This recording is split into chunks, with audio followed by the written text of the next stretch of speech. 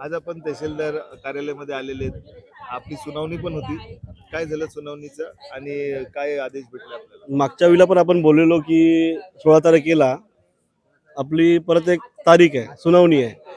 त्यावेळेला बोललेलो आपण तारीखवर तारीख साहेब आम्हाला देऊ नका, लवकरात लवकर जे शासकीय जमिनीवरती अतिक्रमण आहेत ते हटवायचा प्रयत्न तुम्ही करा. आपण तर पाठपुरावा करतोय. आज इकडे आल्यानंतर आज 11 वाजलेली आहेत. पूर्ण कामं धंदे आपले जे पण कामं होते ती सोडून 16 तारखेची वाट बघत होतो मी. आणि आज इकडे आल्यानंतर असं कळतंय की तहसीलदार साहेब हे कुठल्या तरी मीटिंगसाठी बाहेर गेलेले आहेत, कुठलीही पूर्वसूचना न देता आम्हाला.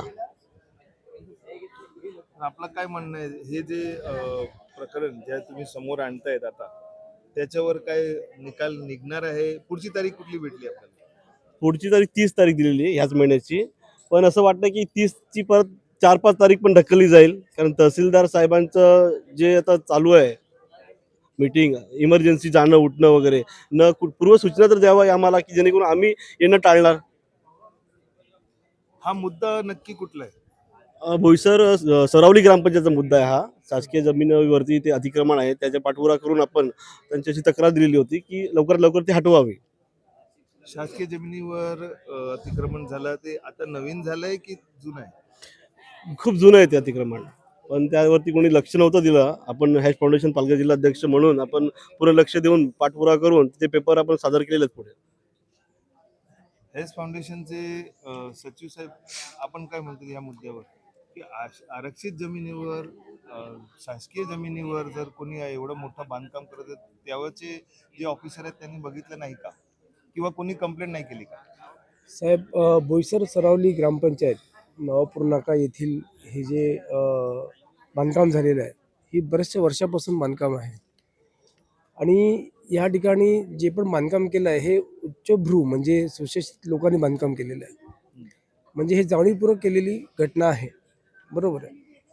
याच्यामध्ये दोषी हे ते त्यावेळेचे शासकीय अधिकारी सुद्धा असतील, बरोबर आहे. आज त्यांनी लक्ष न दिल्यामुळे तिकडे बरेचसे तुम्ही कधी त्या साईडला गेलात तर बघा की ती एकदम रोडवर सुद्धा त्यांचं बांधकाम आलेलं आहे, रोड मार्जिनच्या मध्ये. तर हे आता त्यांना हटवणं हे यांच्या आता आहे ना, तारखेवर तारीख. तारीख म्हणजे काय, तर जसं आमचे प्रेसिडेंट बोले तारखेवर तारीख. शासकीय जमीन ही दिसते त्या पेपरवर, शासकीय जमीन ही नोंदीत आहे असं सुद्धा हे तारीख पडते हा मोठा प्रश्न आहे. कारण की तारीख न पडता तिकडे सरळ कारवाई होणं गरजेचं आहे, हीच आमची माग आहे. आणि आजचा दिवस जो आहे हा आमचा सगळ्यांचाच खराब झालेला आहे. आता मी सकाळी 11:45 वाजता इकडे आलेलो, आता 11:45 वाजलेले, 1 तास झाला जवळजवळ.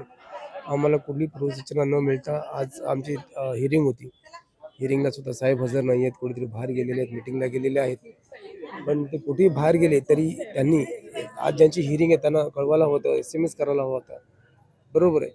आणि कुठेही कार्यालयात सुद्धा बाहेर कुठे लिहिलेलं नाही आहे की ते नक्की काय झालेलं आहे. ते आम्हाला आतमध्ये गेले तेव्हा आम्ही चौकशी केली तेव्हा आम्हाला माहिती पडलं की साहेब कुठल्या मिटिंगला गेले.